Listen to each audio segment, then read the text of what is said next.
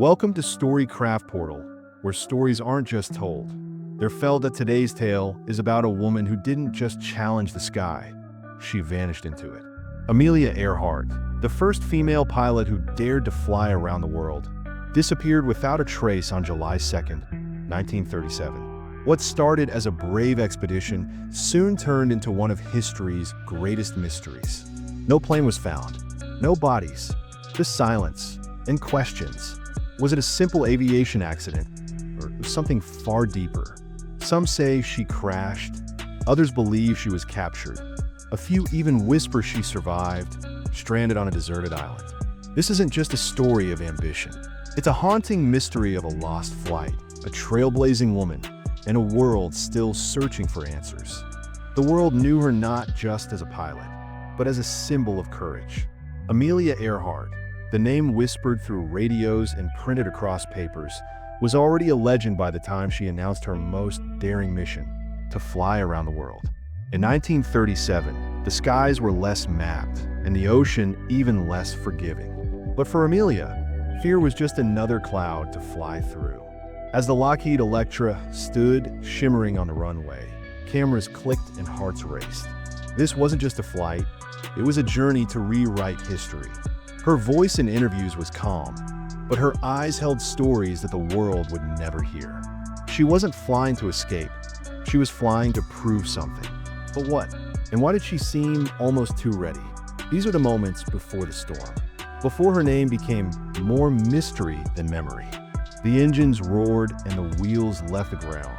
And with that, Amelia Earhart disappeared into the vast blue above. The Lockheed Electra, heavy with fuel and heavier with expectation, climbed steady into the sky. Fred Noonan, her trusted navigator, checked the charts, calm and calculated. Their communication with ground stations remained strong in the beginning. Every stop, Brazil, Senegal, India, was checked off like clockwork. The world followed her journey like a heartbeat. But as they reached the Pacific leg, heading toward Howland Island, tension quietly crept in. Weather reports grew uncertain. Radio transmissions became faint. Amelia's voice, once confident, now carried the slightest crack. "We must be on you, but cannot see you." That line, barely audible, would become one of the last the world would ever hear. Something wasn't right, but no one on the ground knew until silence became the loudest sound. Hours passed, but the world waited for one signal, one sign. It never came. Amelia Earhart's flight to Howland Island vanished somewhere between cloud and sea.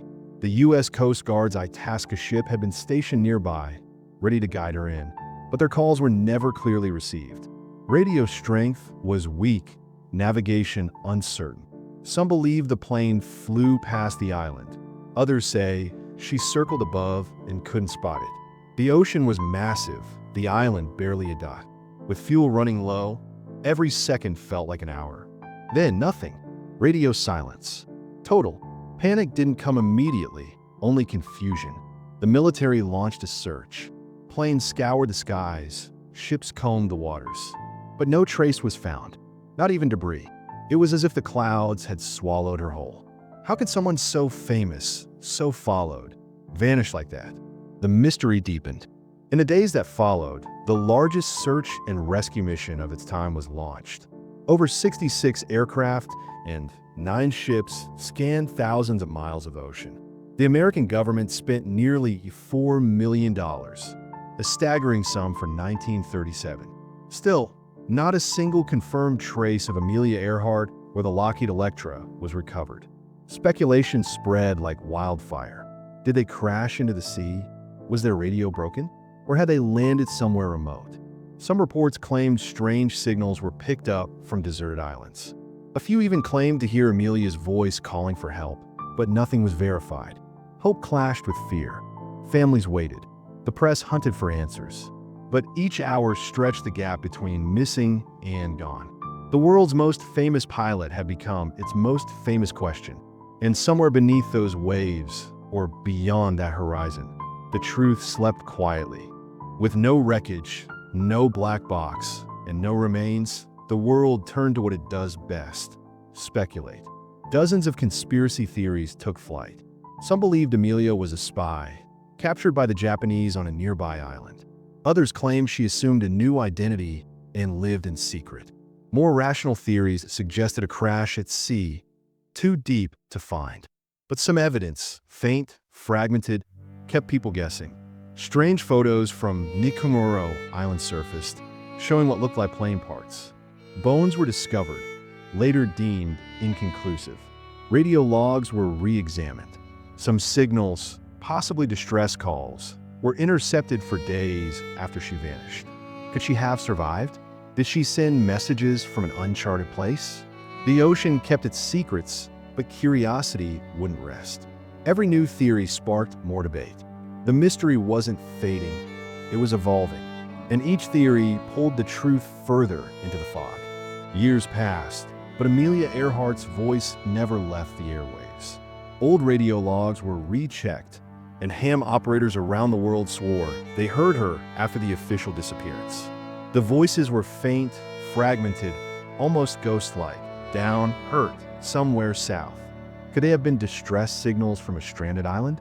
In 1940, bones were found on Nikomoro, but tests were inconclusive. Still, some experts insisted they matched a woman of Amelia's size.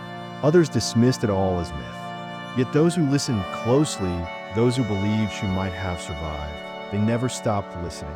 Radios crackled at night, scanning empty waves for a voice that once commanded the sky. If she had survived, how long? What did she see? Who was with her? These weren't just echoes. They were unfinished sentences from history. And somewhere in that static, people heard not just a woman, but the past refusing to rest.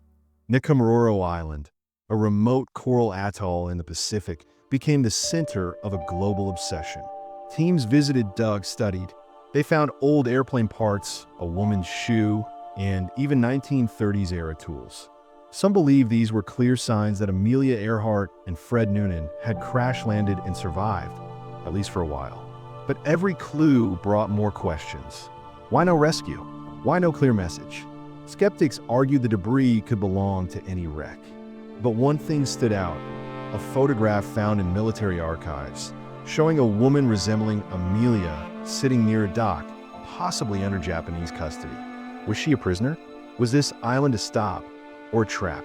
The silence of Nikomoro wasn't just natural. It felt haunted, as if it had a story it couldn't tell. The more evidence appeared, the more the line blurred between truth and legend. But someone had been there. That much was certain. With no final answer, the world filled the void with memory. Amelia Earhart became more than a pilot. She became a myth. Books, films, memorials, documentaries, all try to tell her story, but no one truly could. Her last flight wasn't just a disappearance. It was a symbol. Some say she lives on in every woman who dares to defy limits. Others claim she was betrayed by governments or lost because of wartime secrets. Her legacy became tangled with legend. But Fred Noonan, what of him? He too vanished, remembered mostly as a side note in her story. They were partners in the sky, and maybe in the end, survivors of the unknown. What she achieved before the mystery is undeniable. Yet it's the silence after her voice that changed history. A woman flew into the sky, and we're still waiting for her to come down. In recent decades, technology offered new hope. Sonar scans searched the deep. Robots explored trenches, but again, no wreckage. Scientists modeled drift patterns, retraced every step of her path. Still, Amelia's shadow moved just beyond reach. Yet some claim they had seen evidence buried, even hidden. Government records redacted. Files lost. Why? Was there something being protected, or nothing at all? The line between cover-up and coincidence grew thin. Pilots retraced her flight path in modern planes, honoring her risk. She didn't have GPS, satellites, or radar. Just charts, stars, and faith. In that, she trusted. But what did she find? Her final hour, whether in water or on land, remains the tightest-kept secret of the sky. The mystery wasn't fading, it was becoming sharper. Sometimes, what we can't see is clearer than what we can. And sometimes, a missing plane says more than a recovered one ever could. Decades later, We may never know what truly happened to Amelia Earhart, but maybe that's not the point. She challenged gravity, convention, and history in a time when women were told to stay grounded. She soared anyway. Her disappearance isn't just a cold case. It's a mirror. It reflects how we chase truth, how we remember, and how we sometimes make peace without answers. Fred Noonan, her silent partner, fades quietly beside her in history. But perhaps he was never behind her. He was beside her always. Case closed? Maybe not by facts, but by legacy. Amelia didn't vanish.